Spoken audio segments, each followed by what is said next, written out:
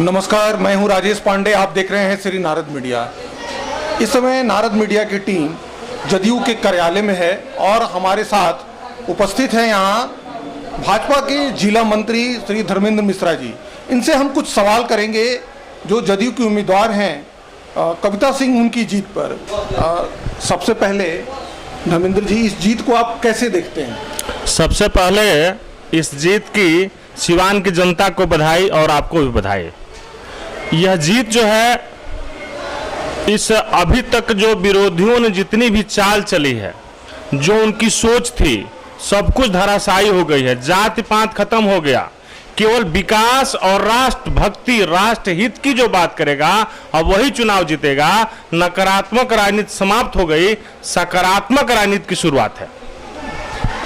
ये बताइए, ये चुनाव आपके मतलब भाजपा के संगठन के लिए कितना चुनौती भरा था?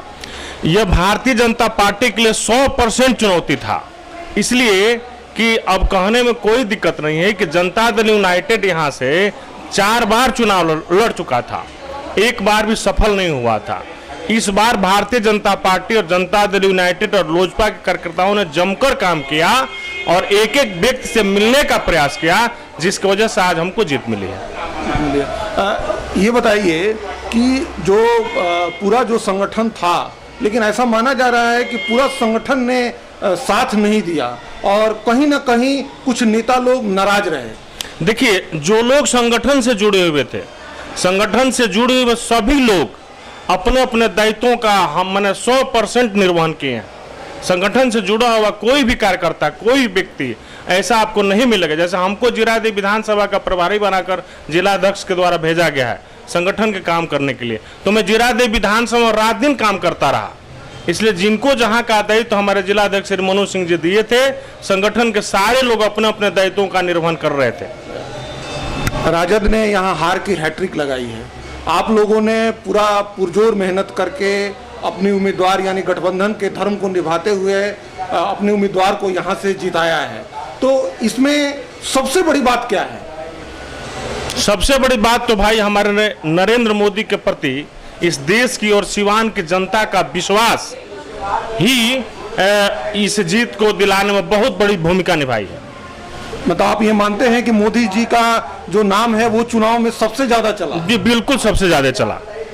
मोदी फैक्टर हर जगह काम किया। लोगों ने जात धर्म ये सभी, जाति धर्म तो समाप्त हो चुकी है, इसलिए कि कोई माई समीकरण बना रहा था, कोई समीकरण बना रहा था, और उसी बात को लेकर जैसे सिद्धू जी आए और बोल गए कटिहार में अल्पसंख्यकों के लिए कि तुम लोग एक हो जाओ तो तुम लोग सब कुछ कर सकते हो, वो सब कुछ धराशायी हो गया और वहां से हमारे दुलाचंद गोस्वामी चुनाव जीत गए। इसलिए जात धर्म से हमको सभी वर्गों का समर्थन मिला है और नरेंद्र मोदी के नाम पर मिला है और उनके प्रति विश्वास को दर्शाते हुए मिला है।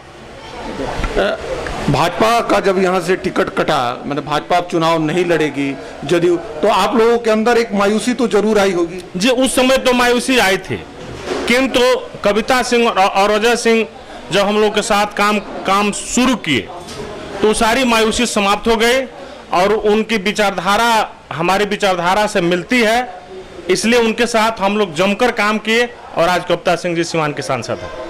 सांसद है। ये बताइए, जनता की अपेक्षा है कि सिवान में अमन चैन रहेगा, शांति बहाल रहेगी, जिसके लिए वोट दिया गया, क्या इस पर आप लोग 100% खरा उतरेंगे? जी बिल्कुल, हाँ, हम लोग 100% प्रयास करेंगे और नीतीश जी के राज में कानून का ही राज चल रहा है, तो नीतीश जी के प्रति और माननीय प्रधानमंत्री श्री नरेंद्र मोदी जी के प्रति इस देश की, बिहार की और सिवान की जनता का विश्वास परमानेंट बना रहेगा। इसके लिए सिवान का भारतीय जनता पार्टी का हर कार्यकर्ता अपना सब कुछ न्यौछावर करेगा। क्या इस जीत के बाद आपके संगठन में कुछ फेरबदल होने वाला है? ना, संगठन तो भाई संगठन है, संगठन में फेरबदल क्या होगा? अगले साल 2020 में विधानसभा का चुनाव है, इसको देखते हुए आप लोग रणनीति बनाना शुरू करेंगे? जैसे अब तो विधानसभा के चुनाव के जैसे ऊपर से आदेश आएगा, पार्टी का जो भी कार्यक्रम आएगा, हम लोग उस कार्यक्रम को करने के लिए बाध्य हैं और करते भी हैं। धर्मेंद्र जी, एक आखिरी सवाल, आप लोगों ने यहाँ से बड़ा अंतर से चुनाव जीता है और इस जीत के पीछे जनता की जन जन की भावना है। इस भावना को आप लोग कितना आगे तक ले जाएंगे? हम पूरा एनडीए टीम, पूरी भारतीय जनता पार्टी का जिला संगठन और मंडल संगठन, हमारा बूथ तक का जो कार्यकर्ता है, हम यही प्रयास करेंगे कि सिवान की जनता का विश्वास हम पर बना रहे और प्रधानमंत्री नरेंद्र मोदी जी और माननीय नीतीश कुमार जी जो न्याय के साथ एक बोलते हैं न्याय के साथ विकास और एक बोलते हैं सबका साथ सबका विकास को लेकर इस नारे के साथ आगे बढ़ते रहें और सिवान के एनडीए का सभी कार्यकर्ता उनके साथ रहेगा और सिवान के जनता के प्रति 100% उत्तरदायी होगा। एक आखिरी सवाल, तीखा सवाल, इस चुनाव में एक जाति विशेष को लेके कुछ जनेऊ को लेके या कुछ ऐसा कसम खाया गया या उनको तोड़ने की कोशिश हुई, इस पर आप लोगों ने कैसे काम किया कि इतना बड़ी आप लोगों को जीत मिली? देखिए, उसमें जिस जाति बिरादरी की बात होती है उसमें से कुछ लोग थे तो उनका मतलब सिवान से कुछ भी नहीं था। वो एक रमेश बिंद कोई उत्तर प्रदेश के कोई कार्यकर्ता थे जो बोल दिए थे कि हम जनेऊ देकर लोगों को मारते हैं, तो इसलिए वो लोग बोले हैं कि हम भाजपा को वोट नहीं देंगे। तो ये दूसरे जगह की बात थी, सिवान से उसका कोई मतलब नहीं था।